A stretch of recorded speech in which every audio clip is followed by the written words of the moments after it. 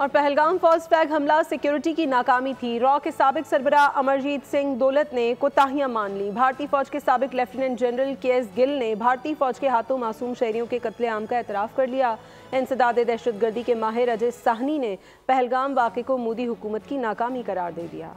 Pahalgam false flag operation, Bharat के अंदर से ही आवाजें उठने लगी।